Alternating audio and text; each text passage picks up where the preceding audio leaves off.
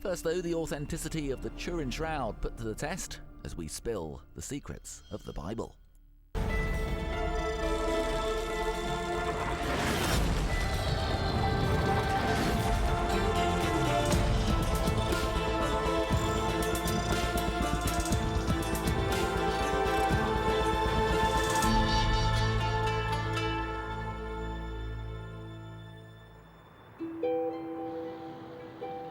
Turin, Italy, 1968. A young boy, Giulio Fanti, is holidaying in the city with his parents. His guidebook circled with places he wants to visit. When I was 12, I went to Turin. I read in a guidebook that in Turin there was the Shroud. I was very curious to see it, and I went directly to the chapel. But young Fanti is disappointed on his trip. When I entered the church, they told me that the Shroud was closed. It was not possible to see it.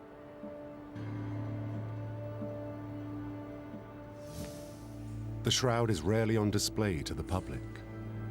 Usually it is sealed in a climate-controlled box within the chapel. During the 20th century, there's only been 4 expositions or showings of the shroud, an average of about once every 25 years.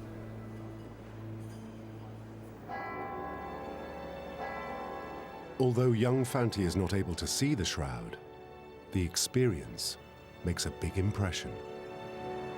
The only thing I could do was to buy a photograph of the Turin Shroud that I have hung in my room. This begins a lifelong fascination with this mysterious object. Jerusalem, 33 AD. Jesus is accused of blasphemy and condemned to die by crucifixion. He endures many wounds. He's flogged. A crown of thorns put on his head and nailed to a cross. A lance also pierces his side. Once dead, he is laid to rest in a tomb. All the Gospels tell us that he was buried in a clean linen cloth. John's Gospel has got lots of detail about the cloths that were used in the burial of Jesus. After 3 days, some disciples inspect Jesus' tomb. They don't find his body, only the burial shroud. If you look at John's Gospel, it says that John and Peter ran to the tomb. Peter goes in and sees the linen that's lying there in the tomb. There's a wonderful line in John's Gospel which said he saw and he believed. So he saw something there. Was it the shroud with the image of Christ on it? Perhaps. Many believe that the Turin Shroud is the burial cloth of Christ. But Fanti discovers the authenticity of the shroud is fiercely disputed. The shroud is a particular object that opens many debates because it is an interesting object from a scientific point of view, but it is also interesting from a religious point of view. Fanti finds that many are suspicious of the shroud's origins. This is due to its sudden appearance in the Middle Ages. The relic first appeared in the 1350s when it was exhibited in the French town of Lire. It appears as if from nowhere.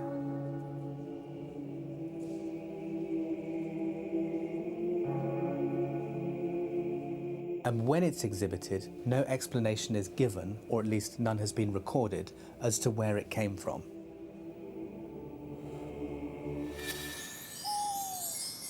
Exploring the historical archives, Fanti discovers the shroud was incredibly popular. However, he finds that within the church, there were doubts about the shroud's authenticity. A bishop from a nearby church wrote to the Pope about his suspicions.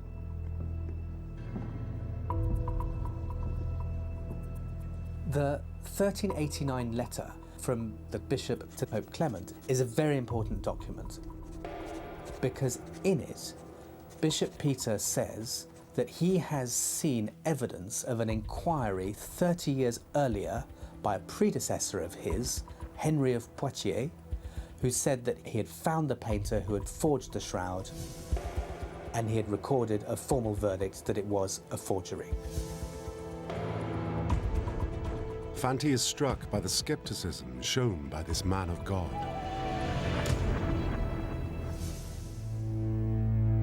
But he can also see that the bishop's motives may not have been entirely pure. There may have been a revenue question. He would rather pilgrims didn't go to see the shroud, but came to see relics in one of his churches. Skeptics believe the shroud was forged to satisfy a huge demand for Christian relics. Manufacturing relics was a sort of major industry in the medieval period. There are enough vials containing the tears of Christ in Europe to float the Titanic. And a relic capturing the body of Christ just before his resurrection would be the ultimate attraction. A relic like the Turin Shroud is a first-order relic. It's a relic related to Christ himself. So in terms of the value of that as a relic, it's very significant. Fanti can see that if a church had an important religious relic, it would boost the economy of the area. One of the biggest sources of income for churches came in the form of pilgrims. Pilgrims came and they stayed and they bought. So the quality of the relics in a town was often the determining factor in the amount of pilgrim trade and traffic that they would get. The suspicion that the shroud was a medieval forgery stuck and remained unchanged for 500 years. By the 19th century, for most Christians, the Turin Shroud is nothing more than a comforting curiosity.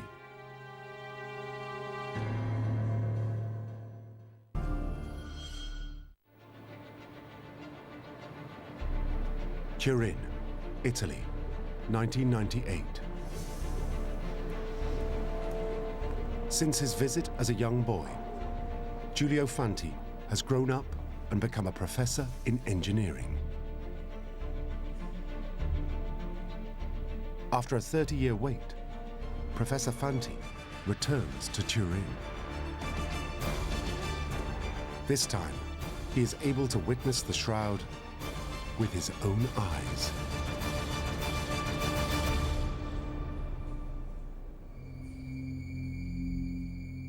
The first time I saw it was in 1998 during the exhibition, and this was a particular moment for me because I have already begun some studies and I wanted to be sure that the shroud was authentic.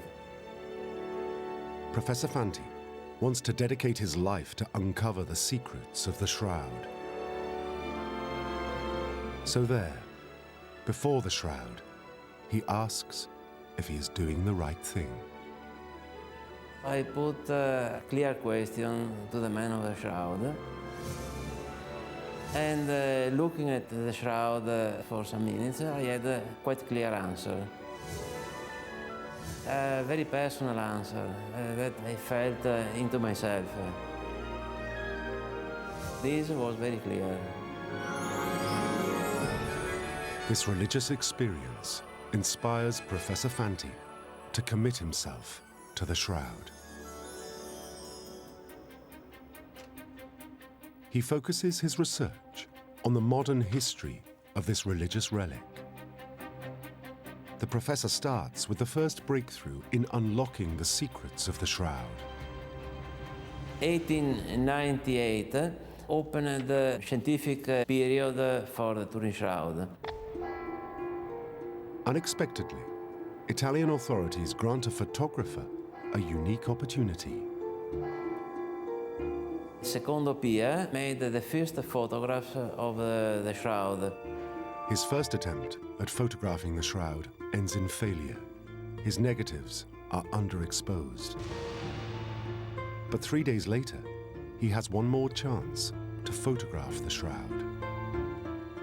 What he captures changes the way the world sees the shroud forever.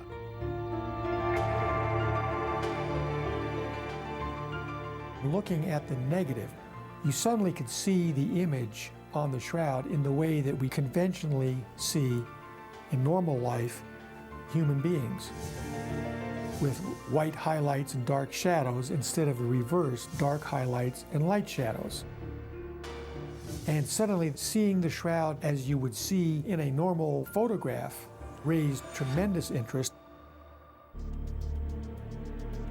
After languishing for centuries as a minor curiosity, the shroud is now one of Christianity's most iconic relics. There are many pieces of linen in the church that represent Christ's image in some way, like Veronica's veils. So the shroud was one among many. But Secondo Pia's photography catapulted it into a different category. After 400 years, the question is raised again, giving renewed hope to Christians around the world. Is the shroud real after all?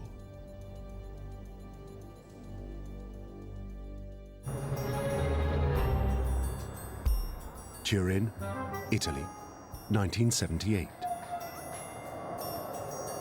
The church allows the most extensive scientific examination of the shroud to a group of scientists who call themselves STIRP.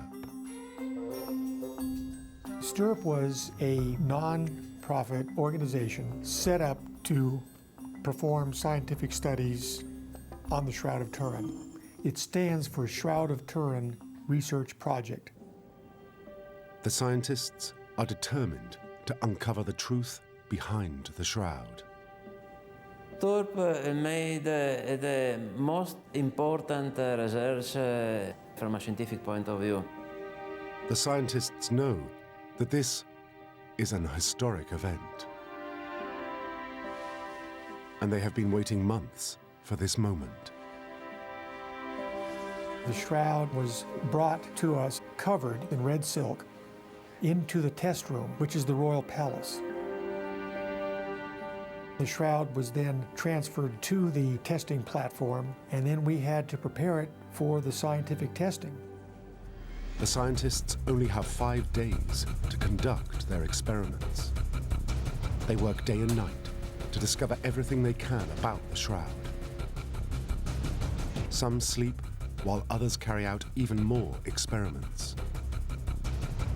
What we did were things like scientific photography. We would take photographs, color, black and white. We did microscopic photography, X-ray fluorescence measurements on the shroud. So the various atoms would glow with their characteristic set of X-ray emissions with a lot of spectral structure to them. With time ticking away, the team shift gears from high to low-tech experiments. We took sticky tape samples from the shroud, where you take sticky tape, non-contaminating tape, pressure-sensitive roller, so as to control the pressure. Adhering to the tape sample would be particles from the shroud. After 120 hours of non-stop examinations, the clock runs out. And the shroud returns to the chapel for another decade.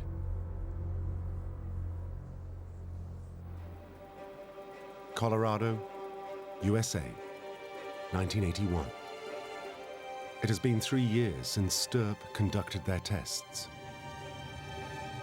John Jackson and his team are finally able to release their findings. We gave ourselves 3 years. We took a condition of secrecy because we didn't want to have half-baked stuff getting out there. So 3 years later, 1981, we then released all the information. We weren't searching for sensationalism. We thought that would be the responsible way to do it. Professor Fanti is astonished at the findings.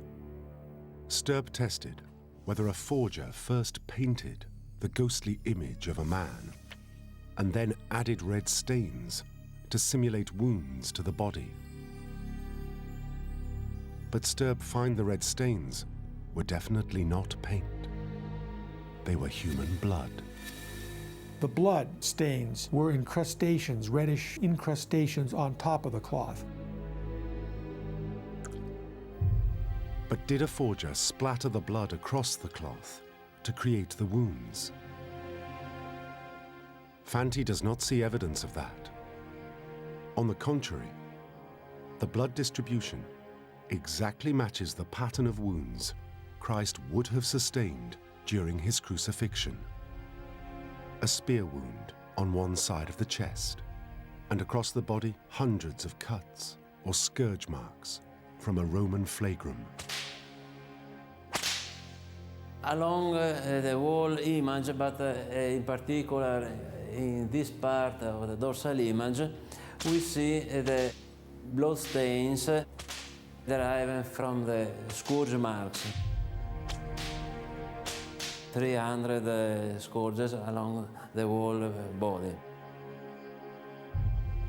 There was no evidence that an artist had forged the wound marks. But could a clever painter have forged the image of the body? If a forger had, then the paint should have soaked right through the shroud fibers. But when Stirp examined the cloth, the body image was only on the very surface. There was no obvious pigments making up the body image. The body image on the shroud lies only on the surface of the cloth. The color of the image, the body image, does not go through the thickness of the cloth. Professor Fanti wants to see if he can himself confirm Stirp's observation. He examines the shroud image with a microscope, down to the individual fibers. So to try to understand the peculiarities of the shroud image, enlarge it about 300 times. We obtain this model. This model represents one thread of the shroud. Each thread is made up with flex fibers.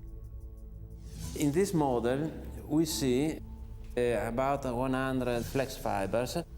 Some of them are colored, image fiber, a red one, and non-colored, this one.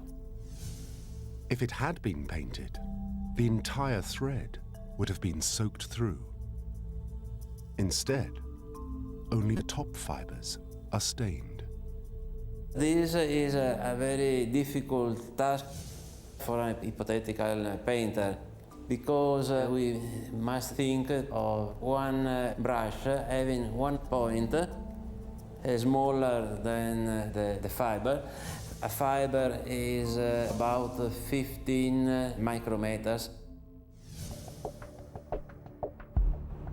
The professor believes that the image resting on the microscopic fiber means a painter could not have created the shroud. With this brush, he has to paint the front of the fiber, the back of the fiber, without touching the adjacent fiber. He would have to paint millions of fibers, one by one, in order to attain these results. That is impossible. For Fanti, Stirp has shown that the shroud in all likelihood is not a forgery. But is it actually the burial cloth of Christ?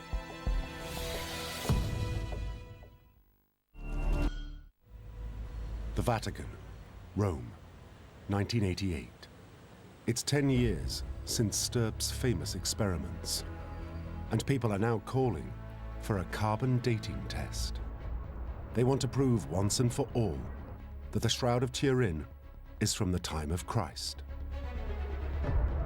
But the Catholic Church refuses to play ball, as the test requires the shroud to be cut and the samples burned. After long and delicate negotiations, the Vatican at last gives permission. Essentially, it's a dating method for living materials. So what you have to do is to get out the carbon that you're sure was in the object when it was first formed. In the case of textile, it would be the cotton fibres or the flax from which the material was made. And what you're actually dating is the growth of those fibres.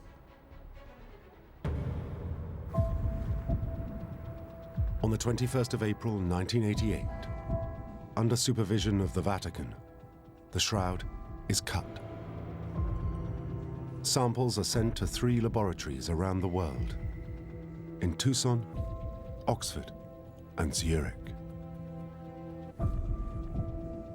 Normally, if you've got an object that you want to find the age of, you would send it to a single lab. But for something as controversial as this, I think the feeling was that you should have more than one lab doing the measurements independently to check that the results were similar.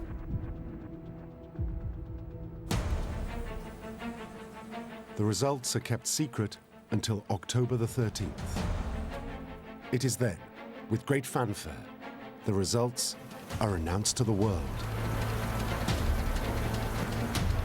The shroud is a forgery. What it tells us pretty unequivocally is that the sample measured was medieval and within precision of a century or so. All 3 labs reached the same conclusion, with a 95% accuracy. The shroud originates from either the 13th or the 14th century. Fanti is devastated to read the headlines in the press. I remember that I read many newspapers with their titles on the front page declaring that the shroud is a fake. The results are also a blow for Christians all over the world. Immediately after the carbon date results came out, there was a sense in which let's not bother exploring this cloth much more because, although it's very interesting, it is medieval and it doesn't relate directly to Jesus.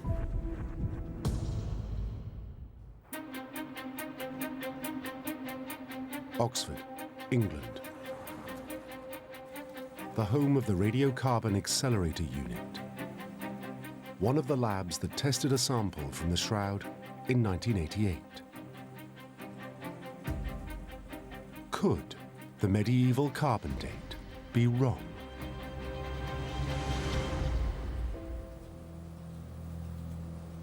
Although the tests destroyed the samples, the Oxford lab still has photos of them.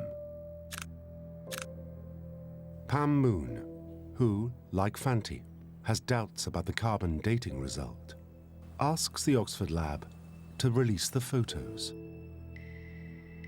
She wants to inspect the front and reverse image of the shroud sample. The Oxford pictures have been really, really helpful in the sense that they're actually quite detailed. There's quite a lot that you can see in them. The lab releases every single image that they have of that sample. As she carefully inspects the photos, Pam Moon spots some unusual signs. At first glance, it looks like it's really good condition, but it looks like there's a shadow. But a photograph of the reverse of this material reveals that this was not a shadow. What it shows is that what looks like a bit of shadow is actually a deep stain, and there's staining all over the sample. It shows signs of hand weaving, invisible repair. It shows a different tension in different parts, heat damage, so it's shrunk. So obviously this is a hugely contaminated piece of cloth.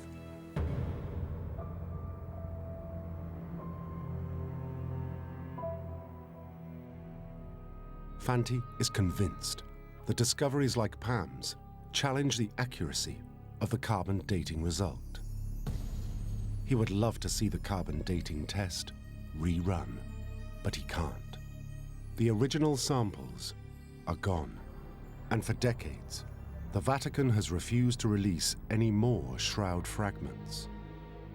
From the carbon dating, officially there are not open experiments on the shroud. All was closed up to now. Professor Fanti is facing a dead end. Without any material to test, he is unable to conduct his experiments. Can he find another way to discover the true age of the shroud? He goes back into history. He discovers an illustration of a shroud of Christ before the 14th century.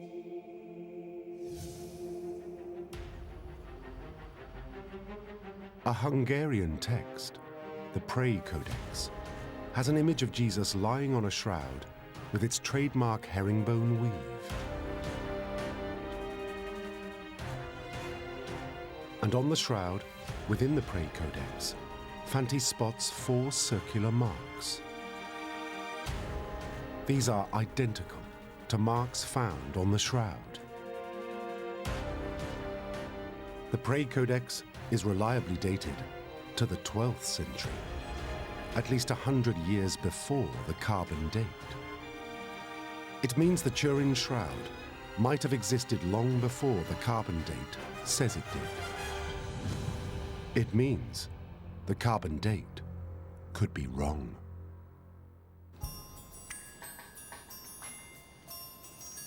As Fanti delves further back through the archives, he discovers many other shroud-like images throughout history. We know that there were images that look just like the shroud, that date to the 6th century. And Fanti finds similarities in coins also made from around that time. This coin represents the face of Christ that has many similarities with the shroud. For Fanti, all these images are evidence that the shroud existed prior to the Middle Ages. And they convince him that the shroud dates back to the burial of Christ. But how can he prove it scientifically?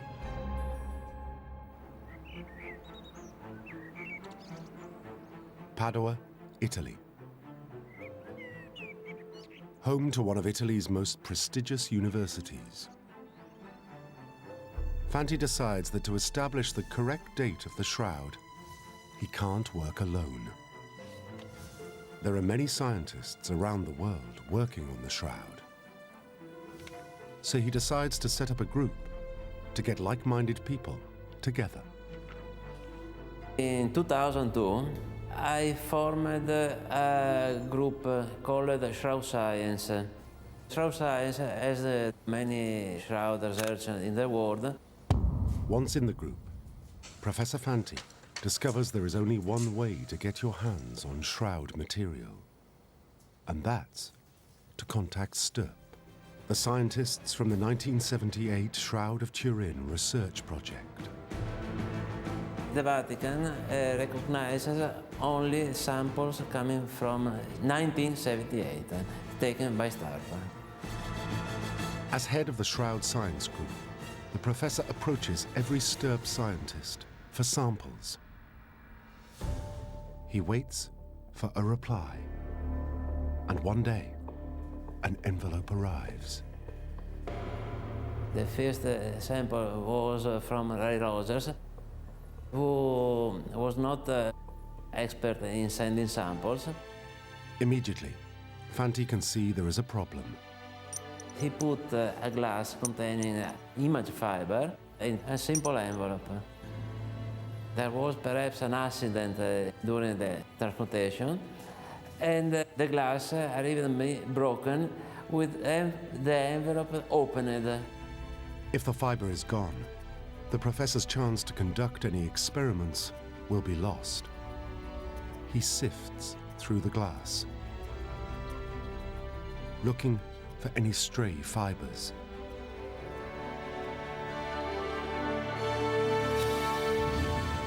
Using my microscope, I was able to detect the fiber among the pieces of broken glass. I was very, very lucky to take the envelope and to find the image fiber wasn't there. With this official piece of the shroud, the professor's experiments to date the shroud can begin.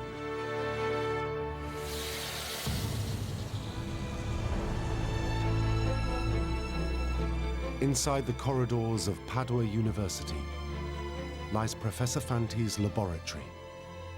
And in here, Fanti finds himself in a unique situation. He possesses a piece of one of Christianity's most worshipped relics. The shroud has fascinated him all of his life. And now he is able to do what others could only dream of doing: run his own series of tests.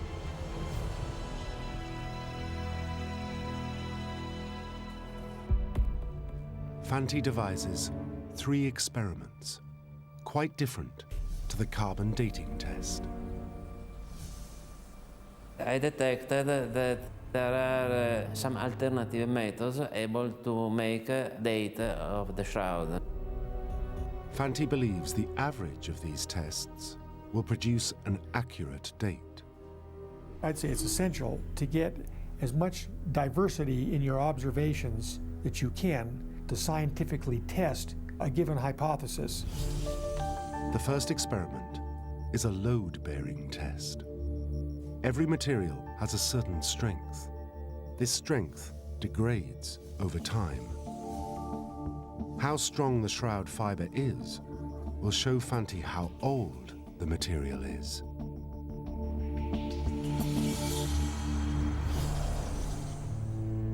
But such an experiment needs a very specialized machine.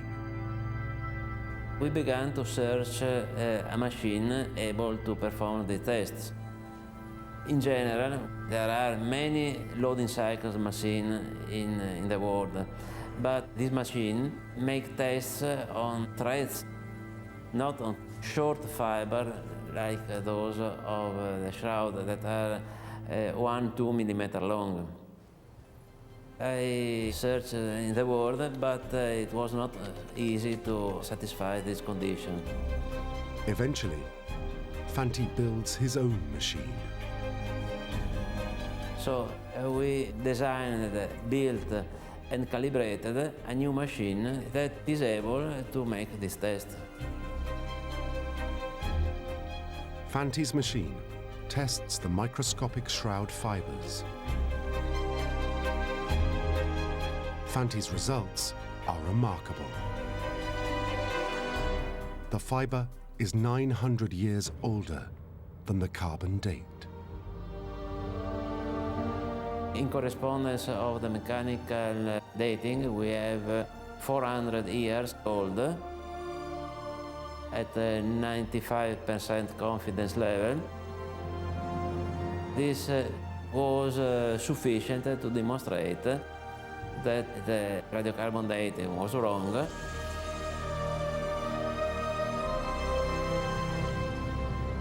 It's an astonishing reversal of fortunes for the shroud. But 400 AD is still hundreds of years after the burial of Christ. Can Fanti trace the shroud even further back?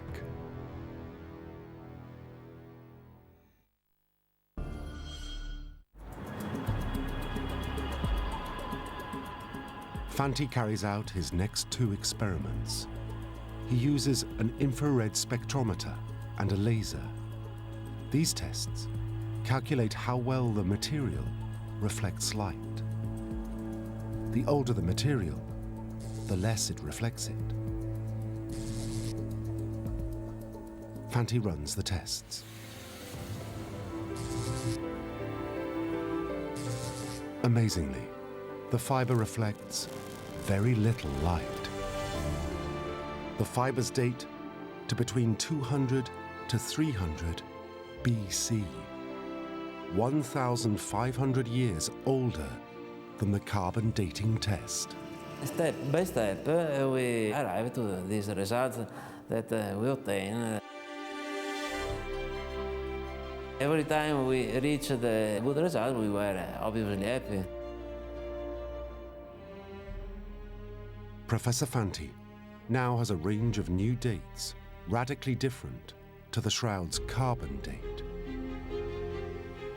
All he needs to do is average his three findings.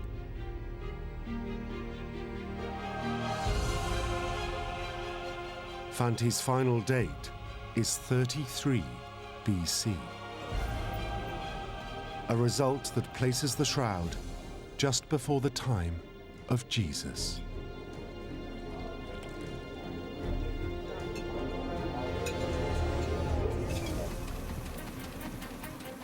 The world, at last, takes notice of Fanti's work.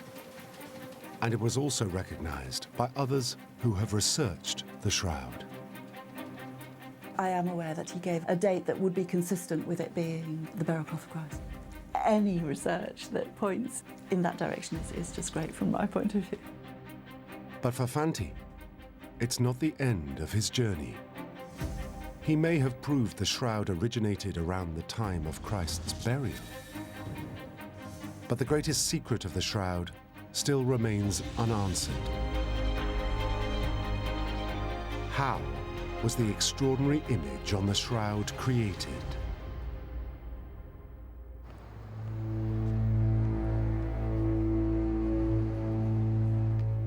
When pilgrims come to Turin, they're mesmerized by the ghostly figure on the shroud. But the image on the cloth still puzzles believers and skeptics. The Turin Shroud is a bit like the Loch Ness Monster, in that it has passionate supporters and skeptics on both sides. Those who say it's a fake have to explain how a medieval person could have created an image that modern science cannot replicate. Fanti is determined to solve the mystery once and for all. Skeptics have suggested various techniques a forger could have used to make the image: painting, photography, or even a chemical process. But none explain why the image only rests on the surface fibers of the cloth. There are many hypotheses about the body image formation, but none of them are able to explain all what we see. Fanti wonders what other natural process could have left such a shallow impression. As a professor in thermal imaging, Fanti is familiar with the effects of electricity. He's intrigued by the electrical or corona discharge created by a plasma ball. On a small cloth, it can create an image simply with an electrical charge over a 24-hour period. Now, if I touch the sphere, we see a connection with my finger and a discharge. To reproduce an image like that of the shroud, we can use a linen cloth put on the sphere, and if with my hand I touch the linen, you can see the image on the sheet. If I stay for a while in this position, an image generates on the linen that has many characteristics that are very similar to that of the shroud. But Fanti wants to see If the experiment works, using a figure of Christ and a large cloth, that means increasing the charge to hundreds of thousands of volts. It is a quite complex process. We need high voltages that generate the high electric fields that ionize the gas. For days, Fanti works with deadly amounts of electricity. But the experiment ends in failure. The first time I went to make the experiments, I was curious, but my curiosity stopped soon because the result was negative. The charge has left no marks on the cloth at all. He tries again. This time Fanti turns up the power to nearly 100%. And he bombards the cloth with electricity for more than 24 hours.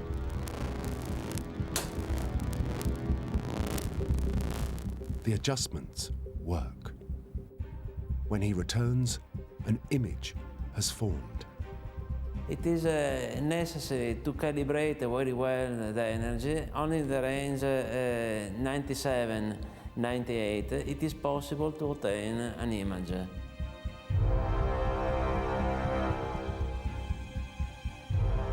When Fanti examines the image, he is amazed.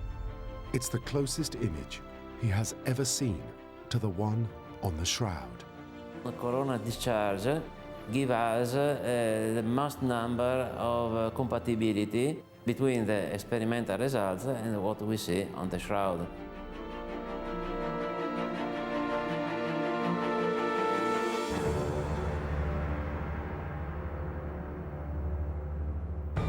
It is 15 years since Fanti stood before the shroud asking for divine guidance.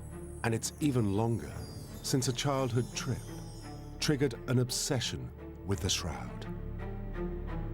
The results of his remarkable experiments are a vindication of his life-changing decisions. For Fanti, the Shroud of Turin is not a medieval forgery. It could very well be the burial cloth of Christ. But as he admires the relic, he can't help wondering, if it is the Shroud of Christ, what in the 1st century AD could have produced such a massive electrical blast? As Fanti reviews his tests, the only hypothesis he can think of is also the most controversial. The blast was created by a divine miracle. I think that the most important message of the shroud is that it enveloped a resurrected man.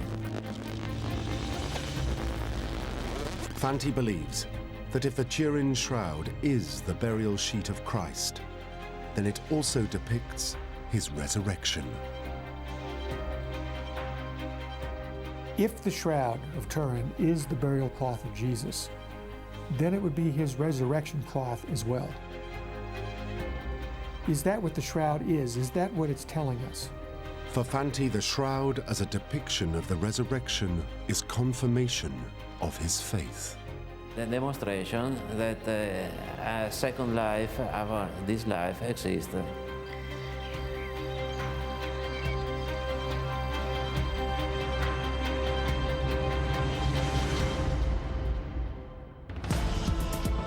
There's theology come archaeology every weeknight this week on Yesterday, with more secrets of the Bible unlocked. Tomorrow, join the search for the lost city of Sodom.